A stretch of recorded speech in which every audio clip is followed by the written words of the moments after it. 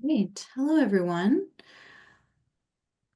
My name's Carissa, and I'll be hosting the webinar. I believe a few people are continuing to trickle in, so we'll just give it another couple minutes before we get rolling. I invite everyone to use this time to get a drink of water, stretch your legs, do whatever you need to do before we jump in. Hey, Chester, I just saw you yesterday on our Place to Belong meeting. Fancy meeting you here. Yeah, I'm looking at you. I'm saying, I think I know that lady. Yeah, That Just was small interesting world. yesterday. it always is. A lot of Well, that stuff actually, it is was productive, so it's not a lot of always that is productive. very similar to BGC stuff. A lot of it. It's very new for us. That level of like reporting to someone outside of our organization in that way is most definitely a new stretch for us. So I guess it's not DCS anymore. It's OSD, I guess. Still trying to figure out what the opportunities means. But it's yet to be explained to me.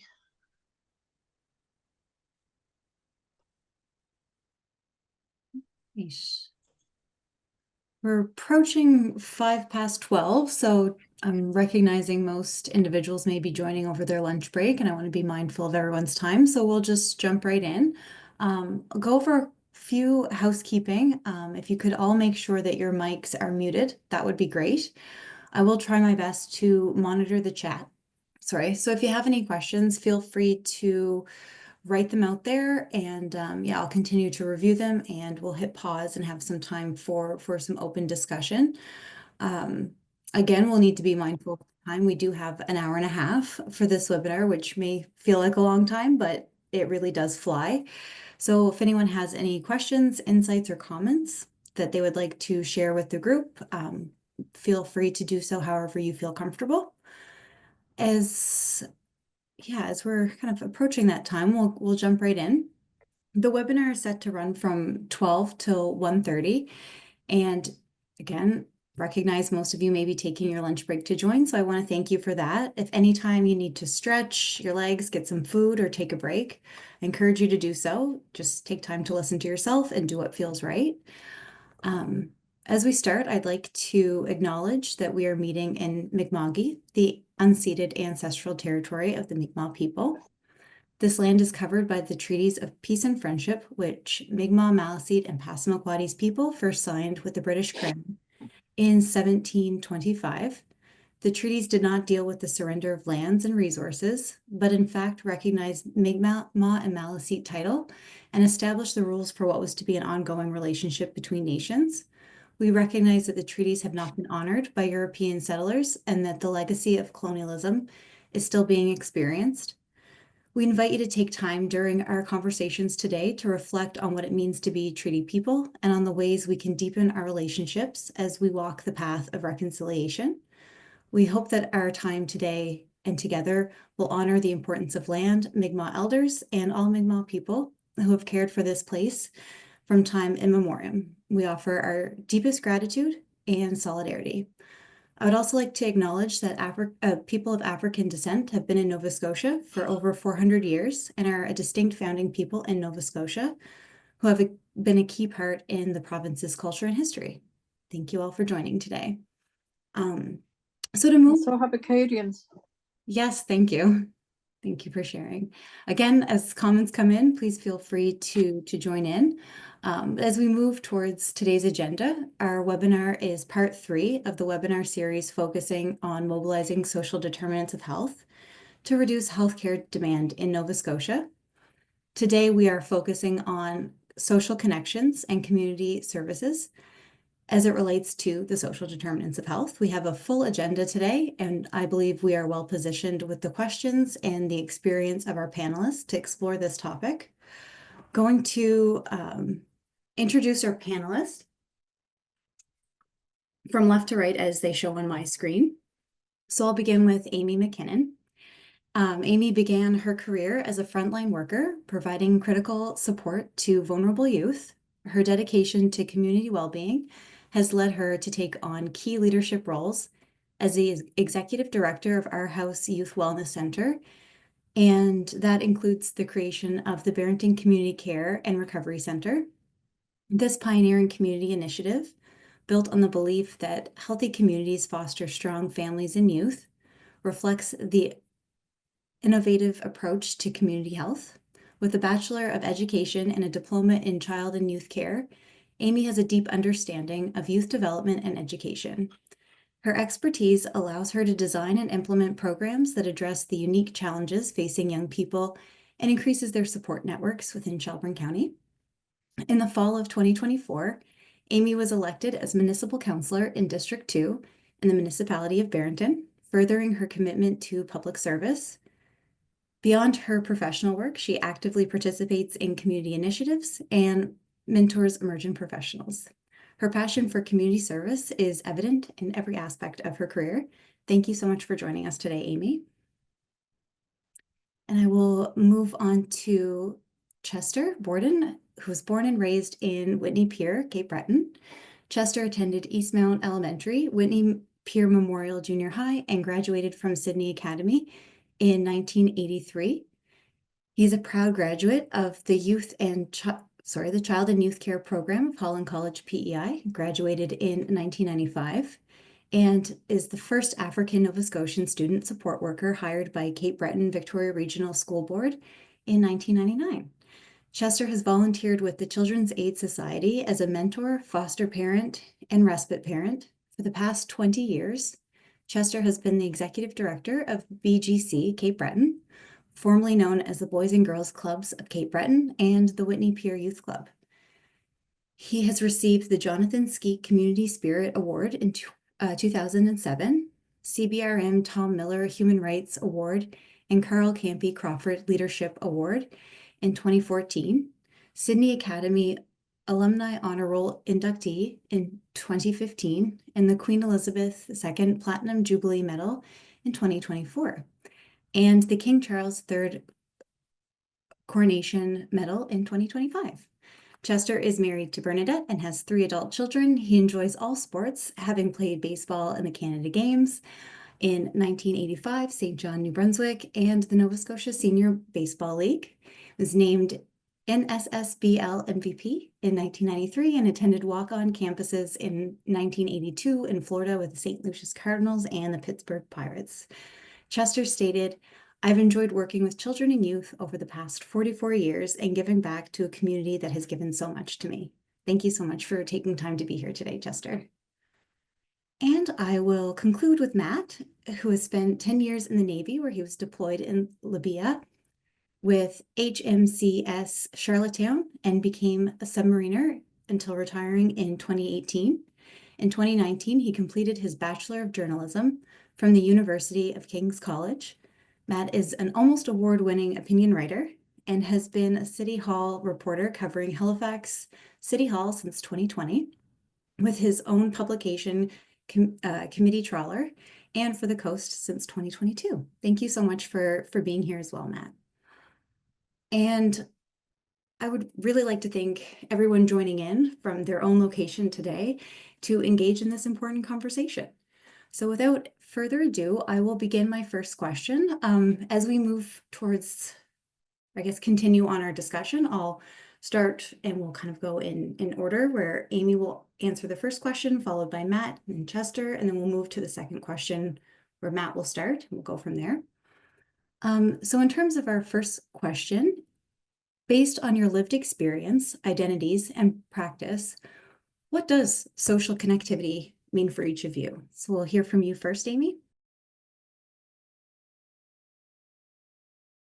I am chatty, so I should probably have put a little timer in front of me to flipped it over. So I'll try not to monopolize the screen time. So for me, I mean, based on my lived experience, so I grew up in the community that I serve right now, but I left when I was 14 and we moved to Halifax. And I never came back until I had my daughter when I was 22. So while that wasn't a large, um, like a large amount of time, it was enough time that when I came back into the community, I had a very nostalgic view of what it would be like to move back to my hometown. And truthfully, I really struggled. I struggled for quite some time to find community. And it took a lot of work on my part, but I was very isolated for quite some time. I mean, yes, I was connected through work, but I don't see that as the same thing. And so once I found community, um, it was like my life took off. I felt better. I felt, for me, it was a really big life change, when I finally felt that, what I think had been missing. I hadn't realized that, in raising children by myself, you become kind of this contained unit. And while there's people on the periphery, a real sense of community connection wasn't there. So my experience is once I found that, I mean, my life and my trajectory of my life and my confidence and the things that I started being able to do changed dramatically. Yeah, that's so true. And what I think I'm hearing from you too is, we have connectivity in all aspects of life, work being one of them, but it's a deeper, more authentic connection when we think of connecting socially based on who you are and less maybe on work performance. But yeah, it definitely takes a village when we talk about parenting as well. Matt, from same question, just based on your lived experience, what does, social connectivity mean for you? Um, I don't really know. And I've been thinking a lot about this, both kind of professionally for the past 5 years and also since you sent the questions about what we were going to talk about. So for me, I think social connectivity and the thing that I've really been looking at and trying to understand is why it doesn't exist in the same way that it used to. Not that we really I understand there are issues with looking at the past and idealizing the past, and none of us were there, and yada yada yada. But I think it is very true that the way we live, the way we built our world, just doesn't is not conducive to how humans kind of want to live, or how it's healthy for humans to live. And so for me, social connectivity is more of a governance issue, um, and and has to do a lot with land use, and zoning to be frank. I think we don't put a lot of thought into how the physical world actually influences how we live our life. And I don't think that the people who are in charge of how we use our land think about how the uses that are allowed or permitted or what have you impact our ability to connect with each other, um, in ways that make society healthier. So for me, social connectivity is I think probably one of the most challenging governance issues of our modern time. Um, and it all comes back for me to the physical world and municipal government, because they're the order of government that controls, well, the physical world, both in land use with how what gets built and how we move between what does get built in transportation. So social connectivity for me is a governance issue. Yeah, no, and great perspective. As I'm listening to you share, I think about our second, fifth webinar will be on like built environment, and I think that plays a big piece. In a world of social media, I think social connection via media is great, but I think it's more maybe beneficial as that it's a supplementary connection, and we can't always overlook that physical and accessible connection. Are we accessible to one another physically as well? Chester, it'd be great to hear your thoughts on this. Oh, I think you're muted. Sorry.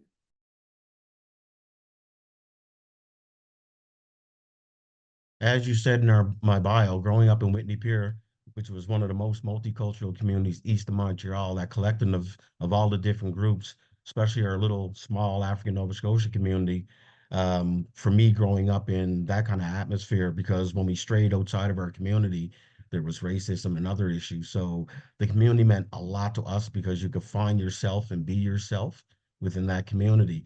And now in my line of work throughout all the years, 44 years working with youth, that I see us getting away from that more community-based, that collectiveness. I see such a change in our own community.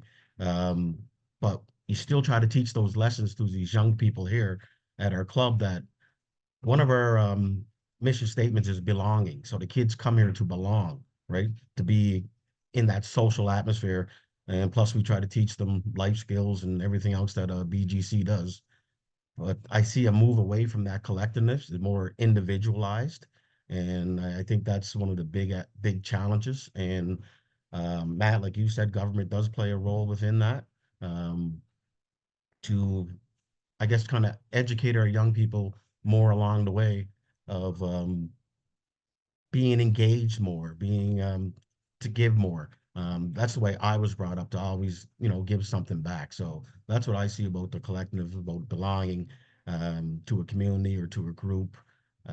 Our churches have faded away. They used to be the main collecting spot for a lot of our cultures, and we see such a transition away from that.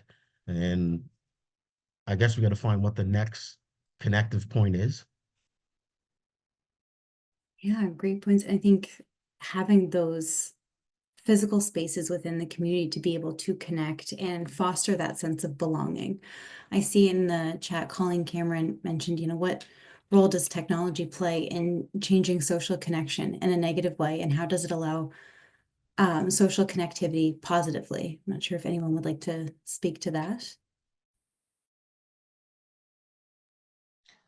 Well, I can speak to it on a couple of areas. Well, working with so I'm older, so like I definitely come from a more analog background. So the way I use social media or like that technology is very, very different than how my adult children do, and then how the youth that I serve do. So it's very generational on how people are engaging with that. And so I see, I, there's lots of studies out there. I'm not, speaking without some sort of evidence in back, that we know that technology has, in some ways pulled people further apart in terms of, and I mean, I've experienced this recently, and I hadn't until I was in more of a public position, any kind of how they like that online trolling piece that our youth are talking about, like of being bullied, like of people hiding behind screens and sending messages to them, and the kind of spaces in which they hold. I really hadn't been in those kind of in that type of environment until I took a public position where people can use that technology and those accessibilities to say anything that they want, as if you're not a real person, like the dehumanizing aspects that people use technology. So that's the thing that we see in youth work the most, for me, is these ways that is more negatives than positives. Like the positives of being able to, for some people, to find their tribes or their people in other areas. Like my son was a gamer. Okay, he's 19 now, and I would love for him to be back in his bedroom gaming. I swear to God, if I could put him back in there, I totally would. But just trying to keep him off the beaches these days. But he his whole social connectivity was through this was it. He didn't leave his room, he didn't go places. So his connection to social was this online, very toxic, you know I'm not sure how many people here have people in their lives who young people that game, or maybe you do yourself. Some of the things that are said are wild. The wild. I'd wake up at 1 o'clock in the morning. I'm like, what kind of insult? Like, what are you even saying? Do those words even match up? And they're like terrible.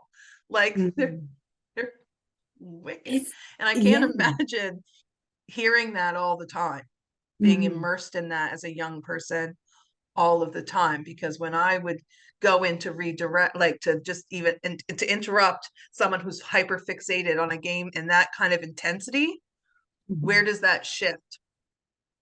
Right? That intensity has lasted with our young people, and they bring that to school.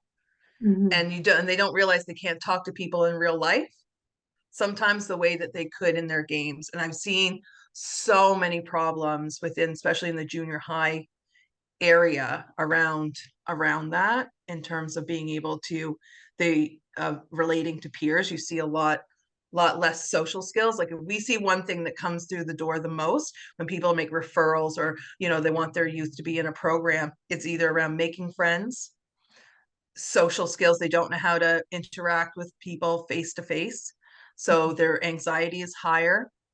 This is probably a really long story for no reason.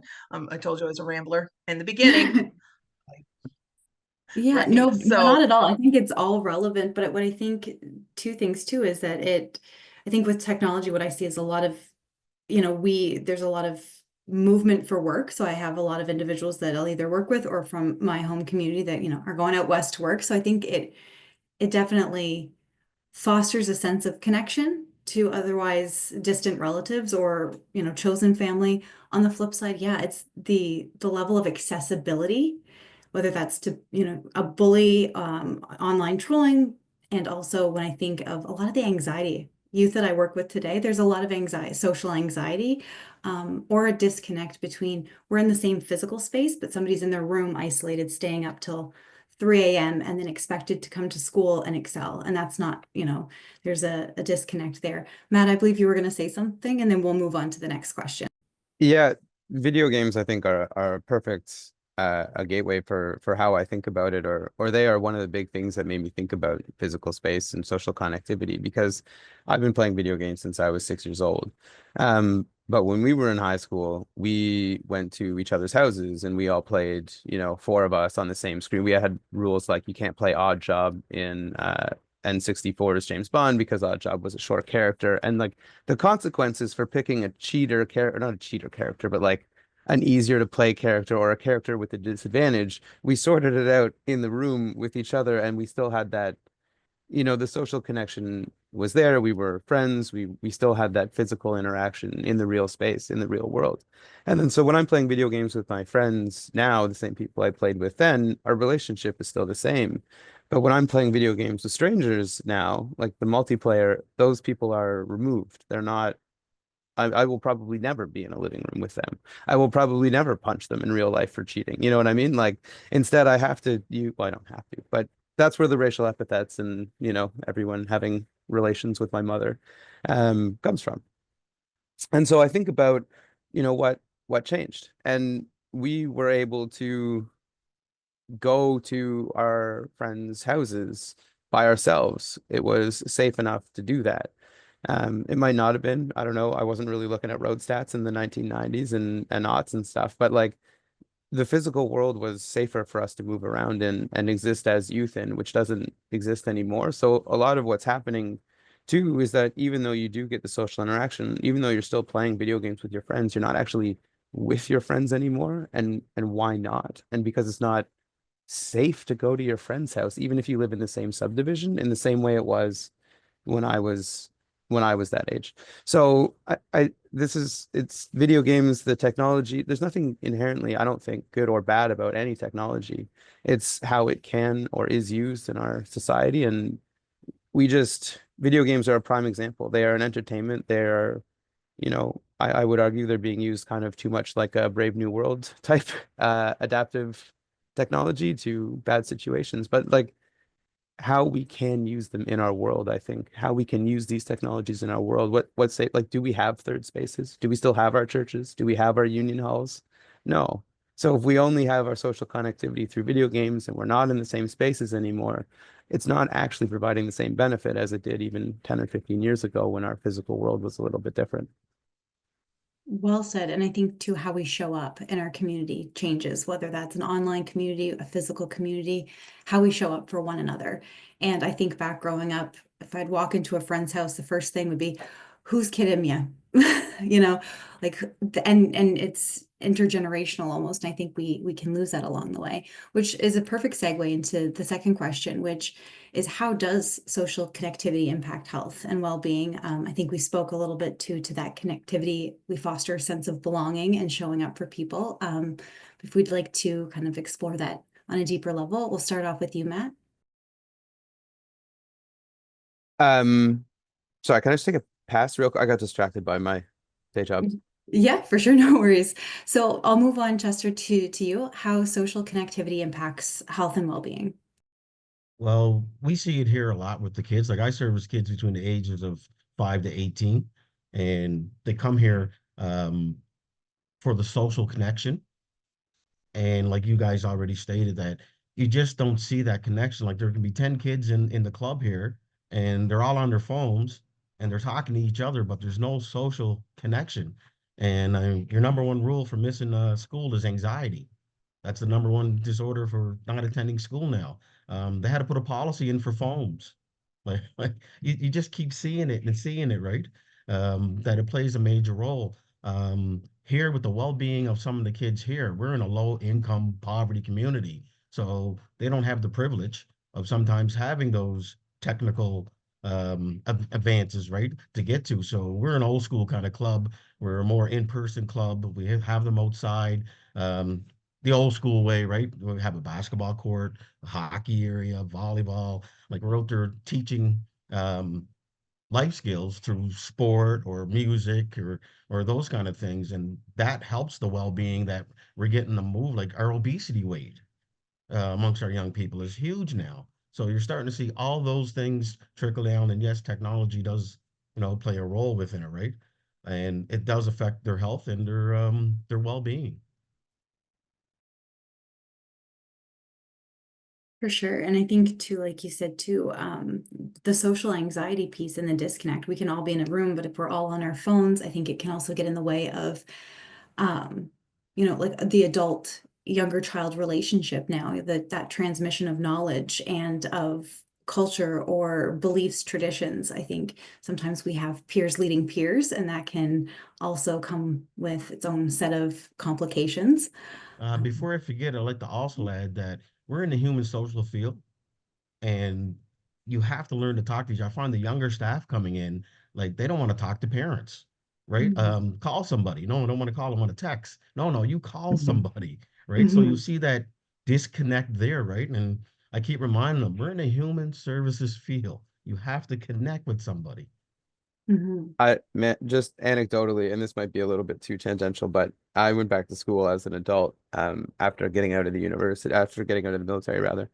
And one of the first classes we had in Introduction to Journalism was how to leave a voicemail. And I was just like, what do you mean? How do you just you say the information as soon as it beeps? Um, and then so I just started leaving voicemails, and I was just like cold calling people and leaving voicemails, and everyone was like, "How are you doing that?" It was like some sort of superpower. I don't know. It was weird. Um, anyways, yeah. So there's something when you don't regularly interact with people, you kind of lose. It becomes scary, right? Because you know what you're thinking, and you forget that if the norms go away, that people don't always indulge their automatic thoughts out loud all the time. You know what I mean? So, anyways, but when you're talking about how social connectivity impacts your health and well-being, I think a lot about how, for me, transportation is a big focus of my work and it's a big focus of my life. Part of the reason for that is because I live in a rural area and my car broke down a couple years ago, and I realized that I was like I was host, absolutely host. I needed to buy a car. Car is $20,000 a year, give or take, and it's like, wow, this is terrible. Like I can't do this. So I started looking at alternatives, and I ended up buying an e-bike and riding my bike through. I now ride my bike almost exclusively, and I'll never go back because one of the things that you learn, and you'll hear it whenever someone, usually when people get e-bikes and start riding their e-bikes around, they'll just like start talking like a crazy zealot about how amazing their life is at now. And if you really stop to think about it, it's because you're outside and you're getting exercise. When you're moving through the city, it's you're not in your own little pod. You're talking to people. Like now that I ride my bike through the city, the people I commute with, I meet and interact with. They're still strangers, but they're humans in the city doing their own thing, and you're reminded that the city is alive and it's not just you and your bubble, it's everyone. And you run into friends and you have these impromptu and spontaneous interactions that we don't have anymore. And I was listening to a guy, a PhD, psychologist about anger, and he was talking about, driving is everyone is in their own car. You go from your single family home into your pod, and you travel in your pod to your work pod. You meet your like work pod people, you go back in your pod, you go back home, and it's your family pod people. And you don't have any sort of these interactions or outward connections that remind you that being a human is more than just yourself and your own little world. Um, and so yeah, I just how we connect to each other physically, like how we actually get to these places, how we actually do all these things we talk about. Like it's just absolutely foundational. Everything we do, I think we need to be interacting with other people all the time, and we don't have to do it anymore at all. And I think we're really seeing the negative effects of that, and we can't really quantify the positive effects that we've lost. So true. And one thing that came up for me as you're sharing, I think overall, Nova Scotia is a very rural province. There's a lot of small communities throughout. And I see on the comments too, a comment just around Celeste mentioned about technology also requires access and literacy, which can become barriers to social connectivity, which can also be an equity issue. And I think too, Matthew, what I'm hearing from you is when we're in rural communities, there is very few transportation options. And if we don't have access to going to certain locations, then it becomes, well, who has the opportunities to connect, right? Then that becomes an added layer of or an added barrier, I think, to what we're seeing. Amy, I'm going to pass it over to you. I'll try to be mindful of the time.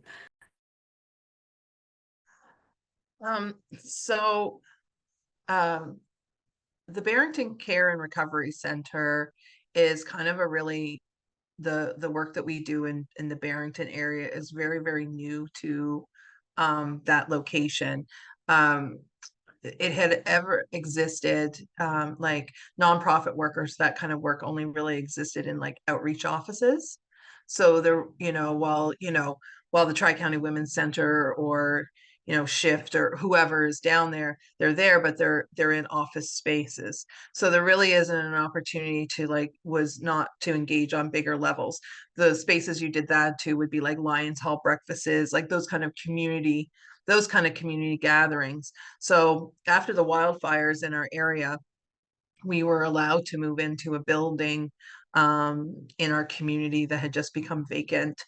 And we were able to set up a community center. And the impact that that has had on the social emotional well-being of so many people in that community is so hard to really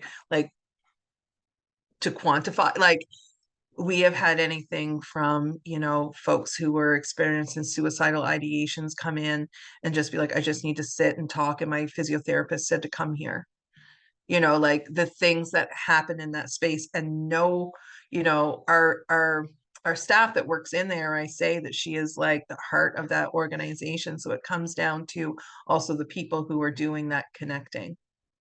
So for me, I have definitely seen since the last 2 years that has been there, the emotional and just the impact that it's had on so many people who had felt isolated or didn't have a space to go to, because it's just drop in all day, every day. So, while there are some scheduled programs, most of the time, you see a car there, you're welcome to stop. So there's this access that to somebody who cares that didn't exist before. So it for me, when I look out at that community and the people that come through the door, so that's not only youth. So that is not so in Shelburne we have the Our House Youth Wellness Center, which is youth facing. So we serve youth 12 to 26 here through a variety of programs that are funded through the Department of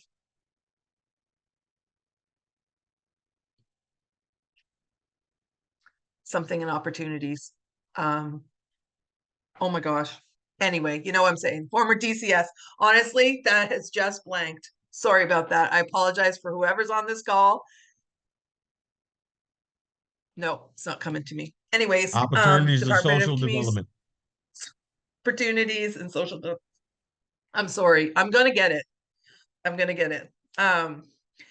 But yeah, so we have a lot of programs funded through them, and one of them is called Community Family Peer Support Network.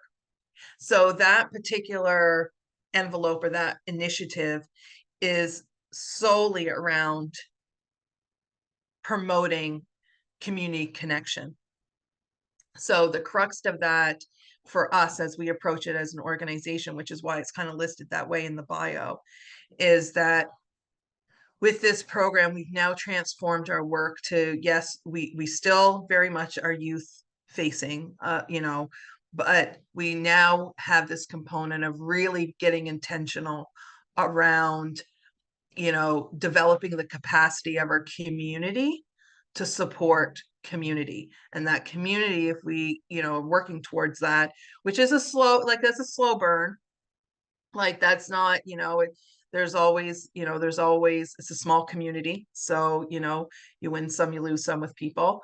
But that idea of healthy communities impact and create healthy families, which then create and can impact healthy youth and children.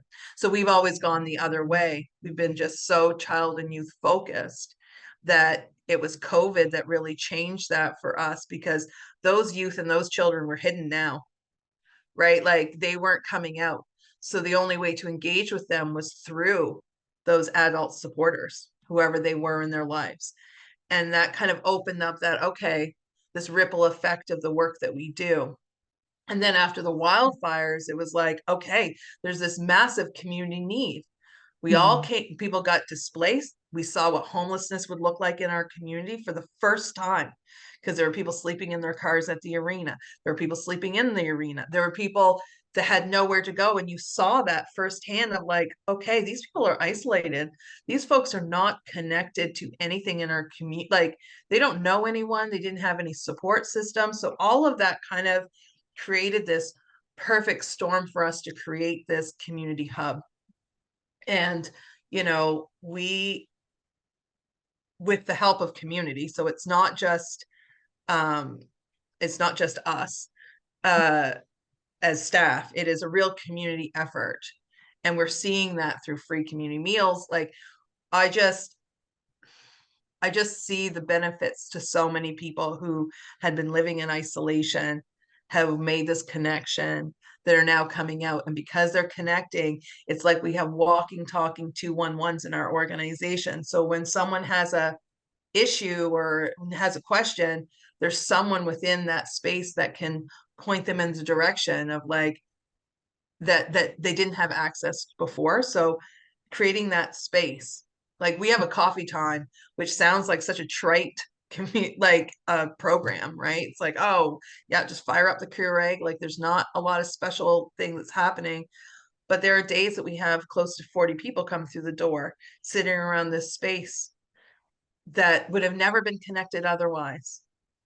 And so when I see that, I see like then some might go out for lunch afterwards, and that like who never hadn't seen each other since high school, and now they're in their 60s and they're like going out. Like there's this beautiful thing. Yeah, it's a beautiful thing. It's a little bit harder with youth to get them to do things like that. There's a little, like you said, the anxiety is a little different. Yeah. Yeah, and it's strengthening, I think, to that informal support network that I think sometimes can be whittled away. I like reading the comments too, and I think, yeah, Carol mentioned that, there is sometimes a focus on the youth, which rightfully so, but then also recognizing that we are living in with an aging population. And so, that can lead to accessibility of different supports and connectivity, which can then lead to, like depression. That it does very much connect to mental and physical health, that social connectivity piece. I have some family members around the Barrington area, and I know I'd spoken to one of my older relatives, and they said, I taught somebody how to knit today. I went down to, I don't know which community, if it was what location it was. I had coffee, and this little doll came up and asked me how to teach her how to knit. And just, you can hear the connection, you can hear the belonging, I think the strength of that bond, especially where a lot of that individual's family have now relocated out to Alberta. So I think it's passing on that intergenerational knowledge, which is, I think, such a critical piece that sometimes all groups of individuals aren't always maybe connected in the same way, if that makes sense. I know we were kind of talking about this, we segued into it naturally in terms of what are some of those social supports that are available in your community. From each of your perspectives, what are some of the opportunities or limitations of the supports that are available? And I think also an added layer of that is who is accessing them. I think we talk about, you can see certain people accessing, but it also comes to who can actually access them. Not just we know that they're there, but how can I get there? So I know it's a very layered and complex question, but in terms of the social services or supports available in your community, what are you seeing as some of the opportunities, but also the limitations in promoting that connection? I've kind of lost track of who I think Matt passed on the last one, and we began with Chester. So I'm going to go back to Matt, if you would like to start us off with this one. Yeah, and to be honest, I could very easily take up the next hour plus another 2 or 3 answering this question, because it's very tied up into municipal politics and all the problems the municipal politicians are trying to solve. Because essentially in my community there's nothing. We have a park up the road, and everything else is about a 10-minute drive away. And that is a specific and deliberate policy choice that has been made repeatedly since about the 1950s throughout North America. Suburban sprawl, yada, yada, yada. One of the questions in the chat, where are all those extracurricular activities? Well, they are paying for your roads, because the way we've built our world suburban development, the rural exurbs, there are 2 huge pressures that it puts on government that you just absolutely cannot ignore. The first is the physical space that it takes to live in this way. Like, some of my best friends live in Bedford. That's a 45-minute drive away. It has to be a drive. Like, we cannot have spontaneous interactions. We can't be friends the same way we were in school. We have to plan everything. We can't plan everything. Why not? Don't get paid enough. We got to work too much. And then we're on to this other whole cascading thing about why we don't have any time anymore. So the amount of space between everything means everything takes too much time, both to plan to meet and also to actually travel to meet. And the other thing too is that when everyone's spread out like that, it costs government so much money to do everything, absolutely everything. Like, where I live, my subdivision, the roads servicing our subdivision cost $1.5 million a year. My subdivision brings in somewhere in the vicinity of $200,000 or $300,000 in property taxes, which means every year the city is losing $1.2 million on our subdivision, just on the roads. We're not talking garbage. We're not talking rec programming. We're not talking any of the other things that we need for society. We're talking my subdivision. We pay property taxes, and that is not enough to cover the cost of one service. So my community doesn't have anything. And there are a lot of communities that don't have anything. And just the extra cost it takes for the city, for the province, for the federal government to deliver services in this way means we just don't have money for anything. So everything is on a shoestring budget all the time. And as a result, things that aren't quote unquote necessary or have no direct fiscal benefit, who don't have a specific budget line item, often get cut, go by the wayside, which I suspect is a lot of the work that your organizations do. And I suspect that most of you are suffering from very, very bad budgets or very low budgets. And it's a direct result of, land use and planning choices dating back to the 1950s. So that's why for me, municipal politics is the be all and end all of social issues. Because for me, social connectivity, it all comes down to transportation and land use. And if we just do it better, I think a lot of not that issues will go away, but a lot of the structural challenges to solving these issues will go away. We still need the political will to, do stuff, raise taxes to pay for services, things like that. But we're really shooting ourselves in the foot with, we've built ourselves into a world where social connectivity is, it by default means you need to have time or money. So by default, social connectivity is is a privilege that, you know, is not afforded to people who can't afford it. And if you look at who has been negatively impacted by these choices going back, to give you a prime example, I'm still working on this story, so my facts might be a little off. Like, please read the published version of this story to fact check it. But like, Preston used to have, it used to be a self-sustained community in the sense that you used to be able to farm, you used to be able to have pigs and stuff. And I believe it happened at amalgamation. This is the part that I haven't actually gotten too deep into yet, but we changed the land use zoning bylaws so that you couldn't farm anymore. And then all of a sudden, Preston, an isolated community, which used to be a complete community, became just an isolated community. So that meant that, you know, a community that had been historically disadvantaged, that even though the city was trying to solve other problems, Preston got disadvantaged yet again in ways that was supposed to be beneficial to the city as a whole, which then it's like even harder. So we're just in this cycle where we just keep punching ourselves in the face, and we could stop at any time, but we're like, this is all we know. So we just keep doing it. It's brutal. Anyways, so yeah, my community has nothing and it sucks. And I think even answering the other one of just who's accessing it, like you shared, it's who has the resources or the privilege to the money, the ability to access them in the first place, right? I think when we become more isolated, then engaging and contributing, the ability to belong and show up and share with your community becomes a privilege that's only afforded and accessible to a few versus everyone, as it should. And we all benefit when everyone can show up. And sorry, I just, Yeah, jump not in. to risk, at the risk of hogging a little bit too much time here, that's something my wife and I have been very deliberate with. Like we've started growing food in our backyard, and we planted a garden on the side of our house because we noticed our neighbor has bees. So we were just like, hey, what kind of flowers make the best? So we like planted flowers and then so we started building community um density in the suburban plan, Sarah. Anyway, sorry. We started building community by like building up capacity within it. But it's privileged that we even have the time and energy to be able to do this extra gardening, to build this. This is stuff that used to happen organically out of necessity or need or whatever. Anyways, yeah. Great points. I see Sarah has made a comment in the chat. Great question. I'm gonna hold off because that ties in perfectly with how, what we're gonna get to.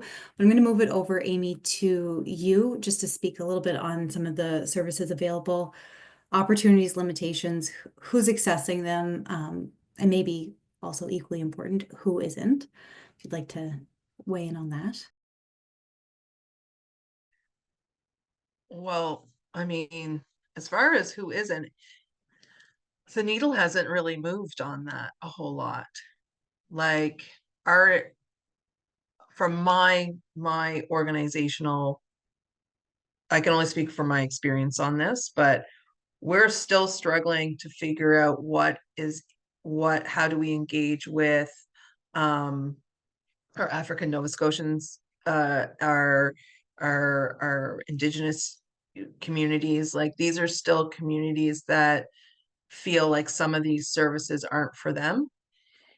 And I don't know, you know, I don't know the steps to change that narrative. Like it's actually, if we want to know in terms of my organizational, my future leadership, it's those questions that keep me up at night of like, what is it that we're not doing? What is it that we need to do more of? Like like, the answer I'm guessing is quite complex. So, um, you know, uh, in our community, in the Shelburne County community, we still deal with a lot of those high, like, racism, sexism. Like we're still dealing with a lot of those big, like, we're not an inclusive community. Shelburne more so than Barrington. Like, there's so many challenges.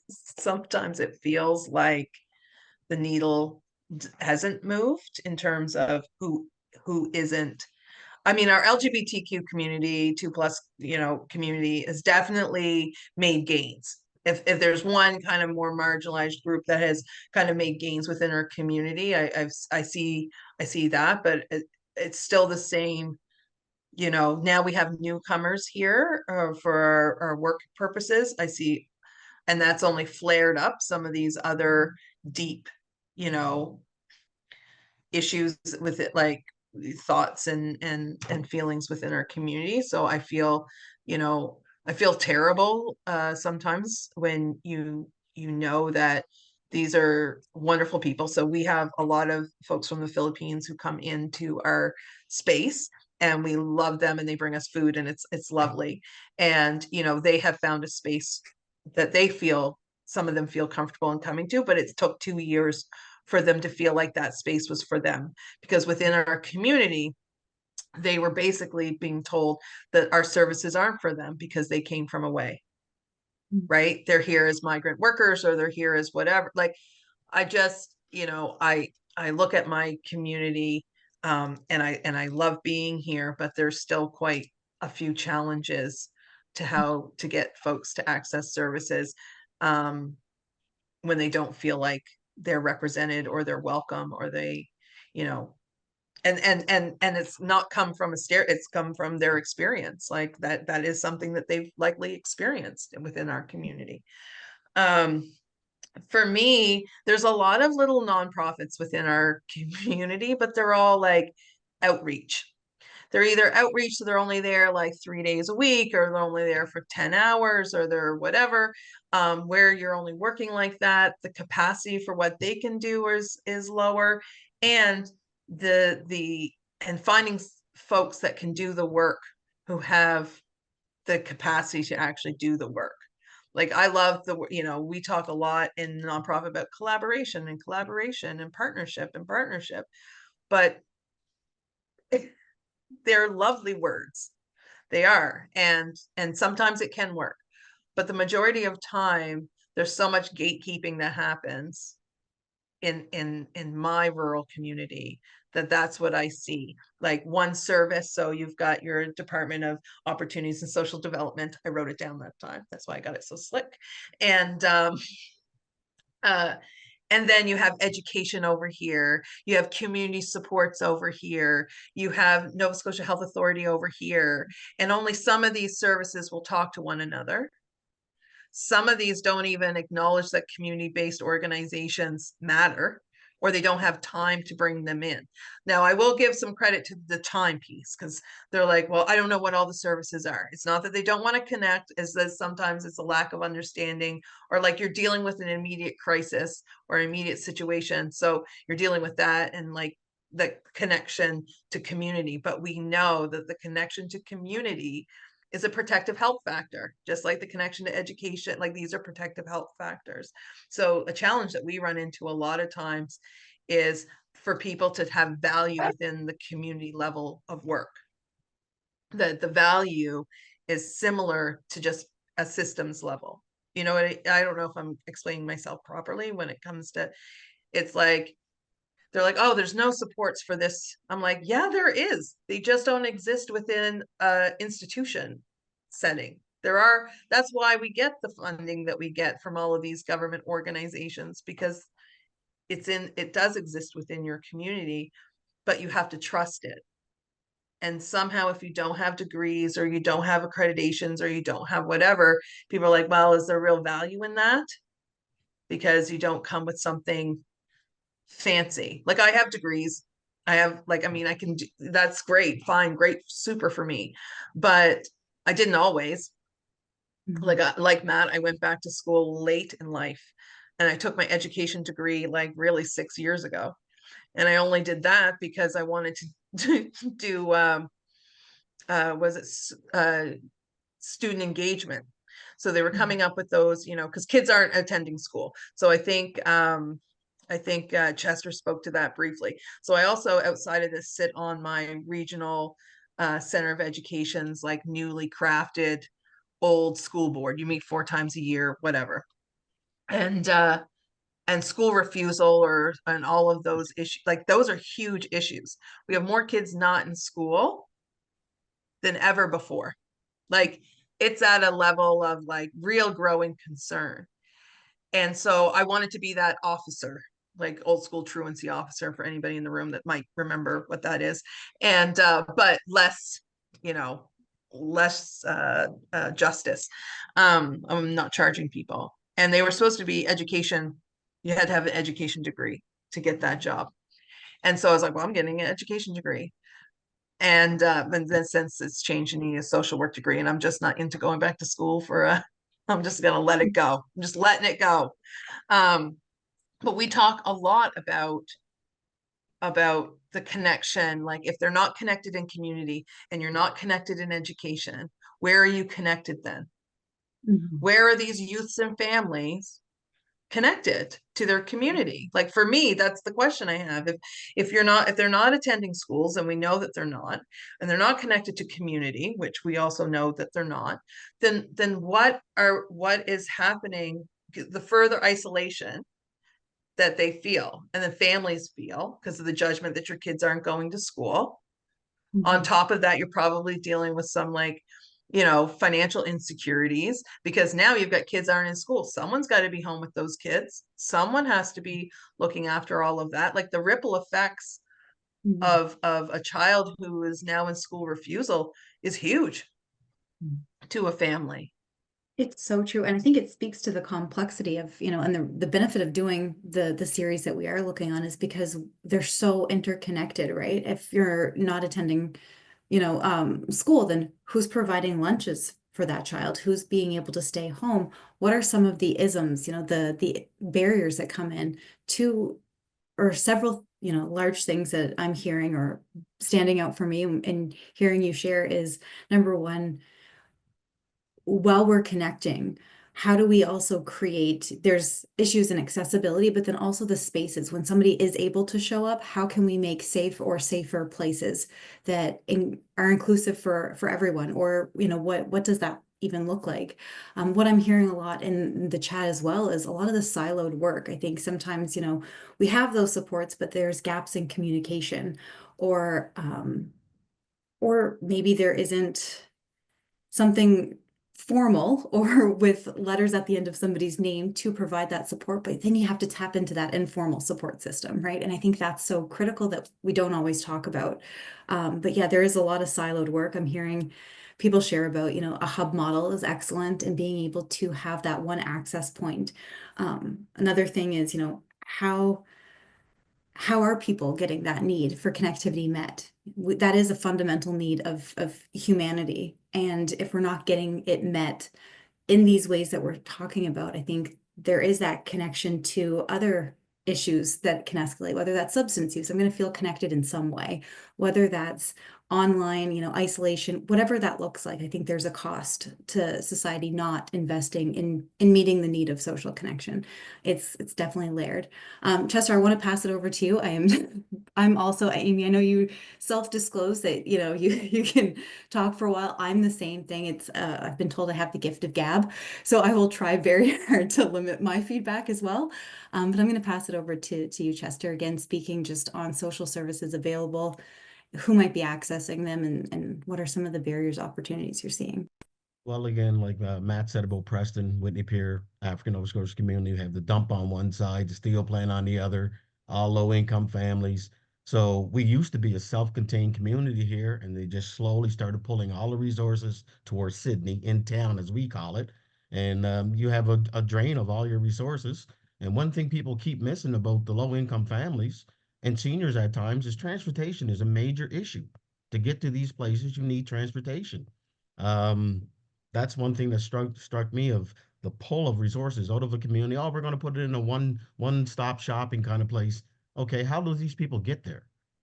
And that's a question we always ask from the programming we do here. We had to go out and buy a bus, to get these kids, because one of our slogans here is opportunity changes everything. And I truly believe in that, giving these low income families opportunities, right, at different things. Like our kids went skiing the other night, right? I never went skiing in my life, right? So, you're trying to give them different opportunities. One of the mentions in the chats where has everything gone? I agree. Like you need money. People don't want to volunteer no more. They don't coach. You'll get a family to follow their kids as coaches, right? Everything costs money.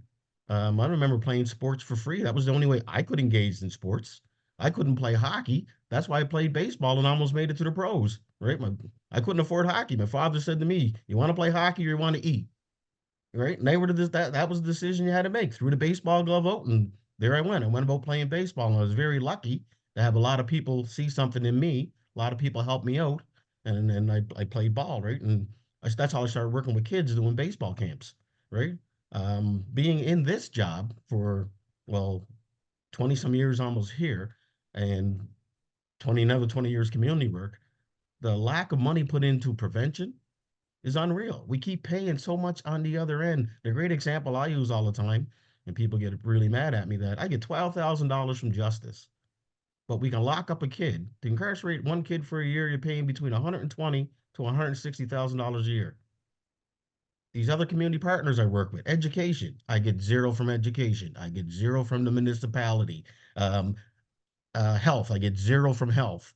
Like, you're asking these nonprofits, and especially during COVID, where we did everything here. We were serving meals to seniors. We were running a community, and we're gone from those community groups. I'll speak about my own community, that the little church halls play a major role within. That's how you make, that's the grassroots. That's how you change and make development. But they seem to be downloading everything in the schools. One issue is the food and lunch program now. They're cutting off some funding to BGCs. So my question is very simple: who feeds them during the summer? Who feeds them during the evening? So you got to look at the big picture, not just that small thing. And when I was a student support worker, the absenteeism, unbelievable. And now we're starting to see it where a lot of the baby boomers are retiring. I talked to my kids about trades here the other day. They all want to be a gamer or influencer. The gentleman just came, got our garbage. He's 50, what, 55? The other guy with him 50. He just said to me, you can't get no young people to help him. So we're in trouble, folks. I keep saying that. People just look at me like I'm crazy. No, there's a lot of issues going on here. And the disconnect of um, families itself. My wife is a DI, developmental interventionist. More special needs kids are coming. So, the school system set up inclusion. It failed. It didn't work properly. We keep putting, it seems like, more and more resources in, but they're going in the wrong places.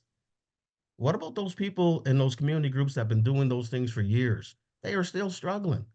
But no, we put money into the new kid on the block, and within 5 years, when their funding dries up, they're gone, and we're still struggling.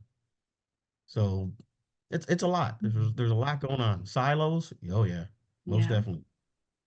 It's a big piece. And I see Stella has a question in the chat around why are schools not following up with families where kids aren't attending schools. And I think we spoke a little bit about this in the last webinar on education and well-being. But I think too, as Chester's sharing school systems and how they're set up, whether that's funding, whether what's, new teaching modalities that are being asked of teachers, but also, I heard a lot of individuals share the last webinar just on the supports aren't available when you talk about, how we don't have the support in the classroom to engage all children in meaningful ways because there's such diverse learning styles And and the behaviors are off the wall now. Mhm. And I also tell you, from when I was a student support worker, when I worked in the school system, most of the families I grew up with, so I could have access because they knew me as a person from the community, not a person from the school board. And like a lot of the parents, they didn't have the skills themselves. So it's almost like a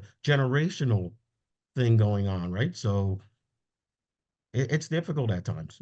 Yeah, and I think that speaks to the connectivity. I think when it can be a right message, but wrong messenger. I think if we don't feel connected and we're going into people's homes, whether that's, in any capacity, whether, following up with kids at school or just seeking supports. Sometimes we have a great message, but it's the messenger. If I don't feel connected or a relationship built with somebody who's coming into my home or speaking to me about, my children as a mother of two young daughters, my response is going to be very different. And I think we're moving away from that sense of connectivity and trust that's so important to develop strong communities. So we've touched on a little bit. It's flowed a smidge different from the questions that I sent you all, but I think we're answering and covering everything well. Just to be able to be mindful of time, and I want to engage everyone that has so graciously giving up their time to participate. I'm going to end with the following question, just on how can we enhance social engagement, whether that's at, the macro or micro level. I know we've kind of discussed whether that is just investing in grassroots, whether that's more political engagement, it's layered. So Amy, if you want to speak to that first, and then we'll kind of go back through. But what are our next steps to improving social engagement? I don't know if there's like if I have like any kind of real definitive answer to that, because it's so multi-layered, and it's also individual, right? Like why, how people choose to engage, comes from their own lived experience of what's happening in their life. So, for us, I know that continuing to offer, or to look for ways to bring community together in is our direction, whether it's through beach bashes, community dinners, or like whatever it is. Like we are always looking, you know and I think there's more of that happening. I do see, like, and in my community, I have like where there are lots of smaller churches that have closed or are on the cusp of closing, and still have a very aging population, that a small aging population. Was very interesting in my community is over the last probably 5 years, there has been like a church for the non-churchy that has, that's their slogan. I did not really come up with that. Like where if you wanted to go in your pajamas, you could. It was kind of like this come as you are. Really, really took hold, because there was this sense of belonging to something, right? Like that comes back to the of like why folks are going. They're looking for some place where they feel like they belong to something, because that isolation, or so for me, I look at it, you know that piece wasn't for me, but I look at it in my community way of how can we replicate that sense of belonging for people. And it comes down to the people itself. Like, how, it's not one person can't do it, one organization can't do it. It is like, I don't even know, because the direction we're heading is so far away from that. Well, I hear people say we need to go back to grassroots, and like things were better years ago when we got together and we did these things, these block parties, things like that, like that I attended when I was living in Halifax, which was really cool. You got together, barbecues and this, like those things. If we want community to be connected, we need to create more opportunities for them to come together, right? And in these, with no hidden agenda, like with no, for me, that's a lot of it. You have a lot of passionate people in small communities. Like I'm in a really rural community, and like Matt, if my car were to break down tomorrow, I have no other transportation options other than get a new vehicle or a rental vehicle, which I'm, have privilege to do. But we only have a small service of transportation. And they're excellent. So with Nova Transit, shout out to them. They're a wonderful organization that has been very helpful to our community. But like, Matt has a lot of, like, when it comes back to, how are people getting there? It comes back to those basic, when I ran for council, just as an aside, and everybody's like, oh God, she's going to talk again. But I was like, I didn't really want to run because I didn't want to deal with roads. I'm not going to lie. I was like, man, in the world as I am, and the things that I deal with, I do not want to field emails about potholes and, sidewalks, and like that's so outside of my, but I actually in turn was able to kind of look at what is the impact of a pothole, like a deep pothole, on a community, on a family or a member of the community that I interface with on the day to day. The ramifications of hitting that pothole and busting a tire or cracking the rim is the difference between, surviving and absolute poverty for some. They'll fall so far behind because of that one thing, right? That one. And then I realized how important those things actually can be. So I don't know. I don't have an answer. I just had a story. I No, don't have an answer. Sorry. I think it speaks to the complexity, and hearing you share, my mind went, it's been a privilege to see this series come to fruition. Our first one was on financial security, and, talked a lot about precarious employment, decent work, and how the gap between, poverty or paycheck to paycheck and that 1% continues to grow.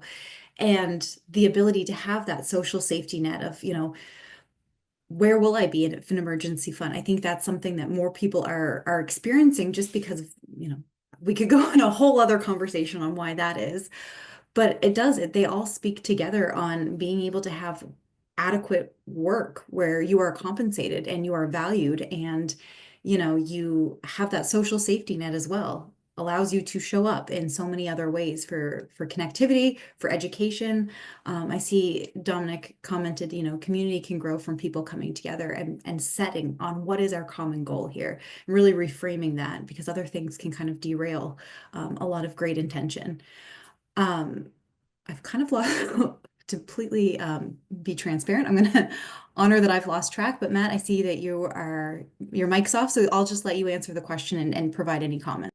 Yeah, I just because I disagree slightly with the conclusions that you've drawn there.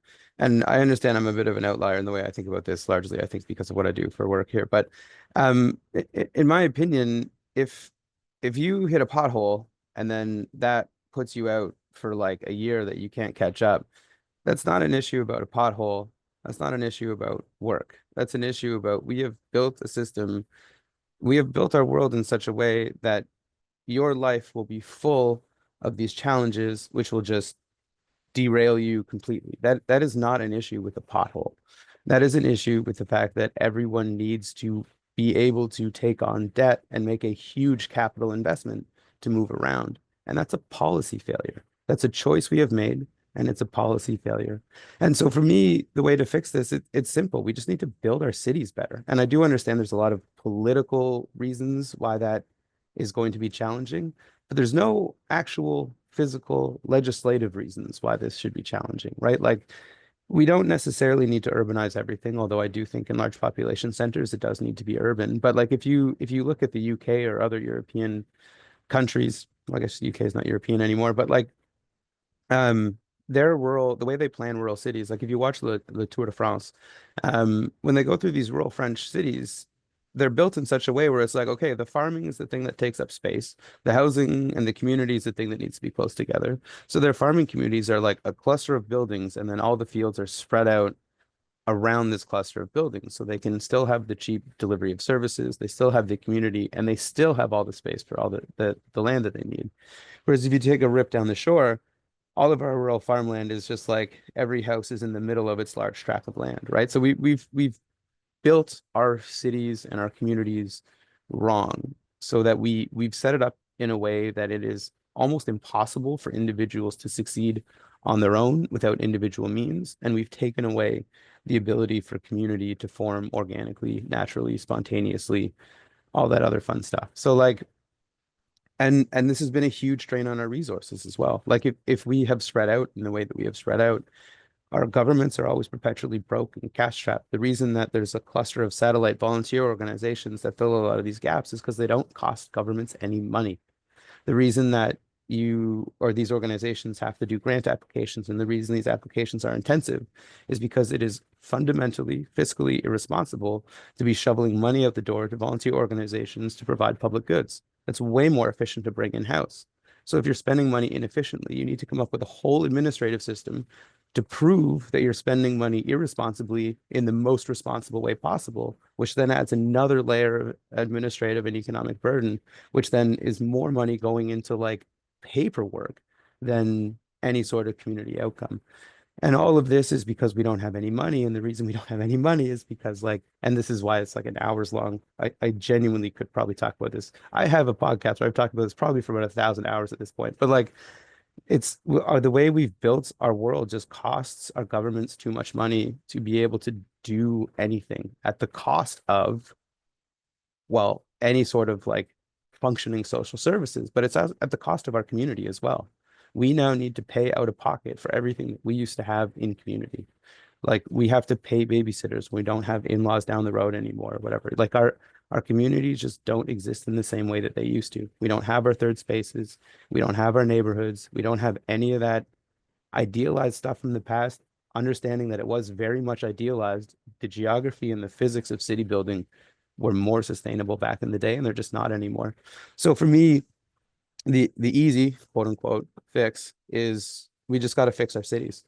There's a reason that European countries who have a different physical foundation have better social outcomes, in my opinion, than us. And yes, there are social factors. There's like, Nordic countries and their hegemony in demographics make it a little bit easier politically or whatever, but they've built their cities differently in a way that has a better foundation. And as a result, with a stronger foundation, their societies are just stronger. Our foundation is very weak and fragile because it's spread out and brittle.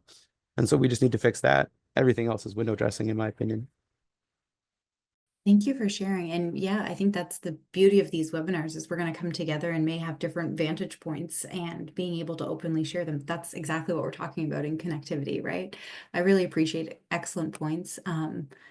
And I think, yeah, there's a link there to the pocket neighborhoods that I see in the chat go up. Chester, I'm going to pass it over to you and then we'll open the floor. If anyone would like to ask any questions, then they can do so. But beforehand, Chester, if you'd like to answer that question on how we can enhance social engagement, whether that's at a micro or macro level. All right, Matt, you went deep, buddy. Like to chat with you later on about some stuff. I like it. I like it.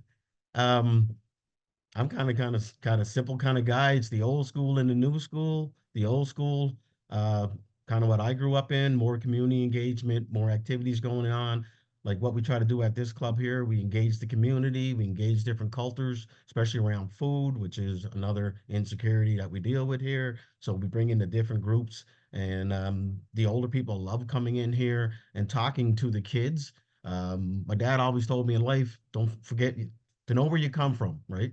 And so giving that knowledge back to our young people, I think is key. Um, the smiles on the seniors' face when we go to the senior homes or engage the seniors and the kids get, hey, those old people are pretty cool, right? So I kind of like that of bringing together. My son called me the other day about a fundraiser and he wanted to put on a dance. And I told him, well, you guys all game. You guys are all gamers. You don't do that social connection like we grew up with. Like schools don't even do dances no more. So we got to figure out what works for the younger generation, how they're going to come together in a positive way. And of course, I believe some of the old school and the new school got to be mixed together for social engagement, right? That's well said, that transfer of knowledge, right? We want to learn and then grow. Take what we've done and how do we learn from that and grow. This is kind of hopefully won't derail too much, and then I'll open if anyone has any remarks. Thank you all I see some of you may need to go. Thank you so much for committing to the time that you have. But when we talk about whether that's school activities, I realized I have two young daughters in elementary school, and now when there's inside recess, whether it's raining or too cold, I remember running quite wild in the school. And I can see for obvious reasons why that is not happening now. But also my daughter said, well, they just bring in the TV and we watch movies and we're not allowed to get out of our chairs. And I think about how, I know there is a lot on teachers' plates, a lot of, I have a lot of friends or coworkers that are teachers or work in the school in some capacity. There's, schools plus in the school, social workers or different outreach workers.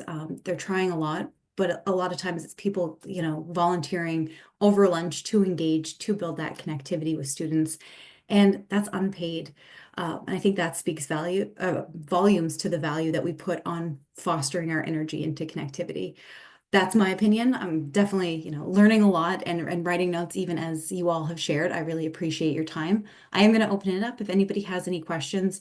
Trying to see if anybody wants to raise their hand, but I would appreciate if you just unmute and ask away if anything comes up.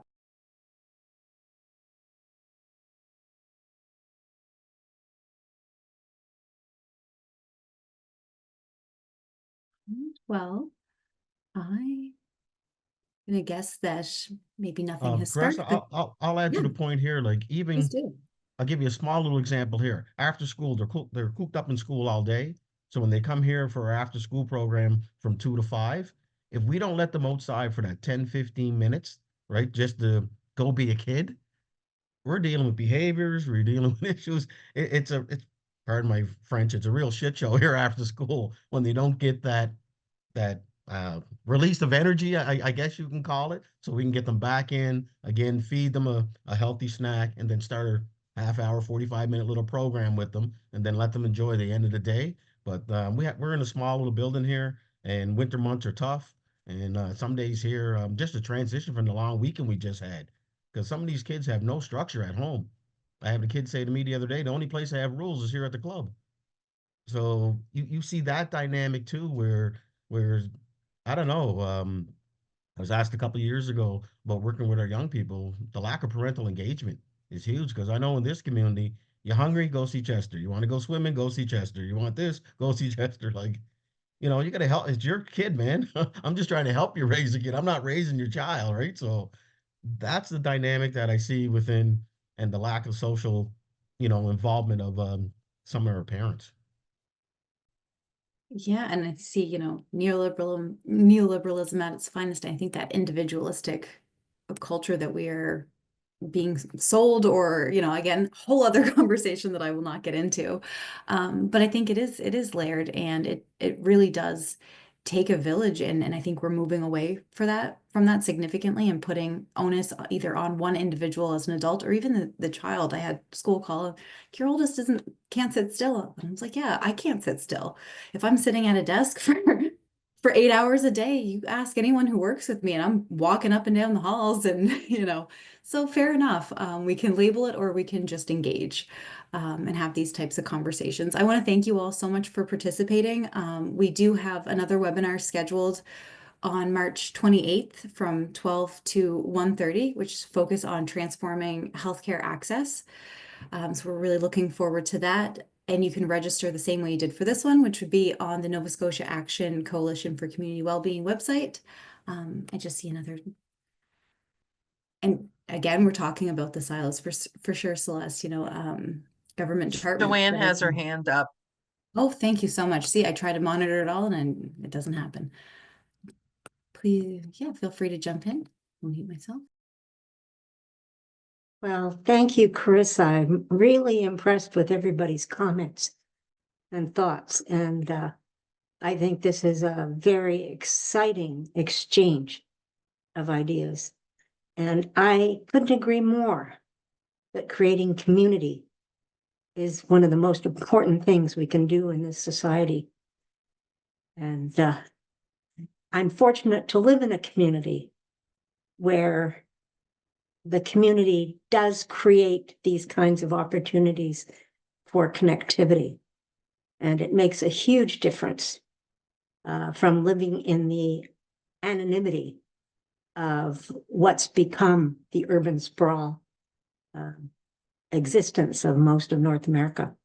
So thanks for bringing up all of these points, and look forward to talking again. Thank you so much, Joanne. And, I think of thinking, I guess, about carrying with you throughout the week or the day of not everything may resonate, and some may kind of sit differently for each and every one of you, whether that's challenging or reconsidering, restructuring how we see things. But it's always great to think about, what am I going to take with me today? Maybe, what are my next steps on that social engagement piece. Thank you all so much. If anyone has any last comments, please unmute and share, because clearly I'm not very good at monitoring those that are raising their hand. I truly believe it does take a village. And I'm a product of the village of Whitney Pier, and they invested in me, so I'm just paying it forward, giving back of all my years of service to the kids in my community. Well said. Thank you all for joining.